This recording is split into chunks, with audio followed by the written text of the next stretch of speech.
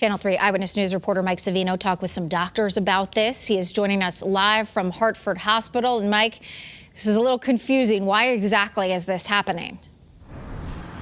Well, Aaron, these at-home tests need a certain amount of the virus to be able to detect it. And for whatever reason with Omicron, that's taking a little bit longer for that to happen. So we're seeing that situation you just described, particularly with people who are symptomatic. They'll take a test a day or two after showing symptoms, get a negative result, take another test a couple days later, and finding out that they were positive, likely positive the whole time. Now with PCR tests, this doesn't seem to be happening as much because they're more sensitive, so they're able to detect it earlier in the infection.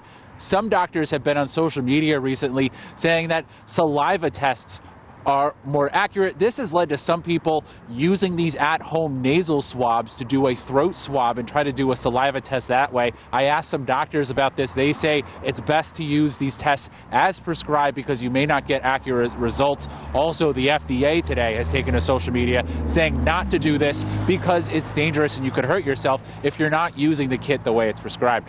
All right, well, that is very good to know. Let's use this as an example. If someone is symptomatic and tests negative with an at-home test kit, what should they do next? Well, one of the keys there you talked about is if you're symptomatic. What you should do is, especially if you're somebody who's been traveling, you've had a close contact, or if your symptoms don't go away in a day or two like they should with the flu, you should get another test within a couple of days, whether that be a PCR test or an at-home test. We've seen that if you take an at-home test multiple times, you will get that positive. So doctors are saying that if you're in that situation, just assume that you may still have it, given what we've seen going on. I'll have more on what doctors are trying to do to increase testing supply coming up on Eyewitness News at 5. All right, all of this very important to know. Mike Savino reporting for us this afternoon. Mike, thank you.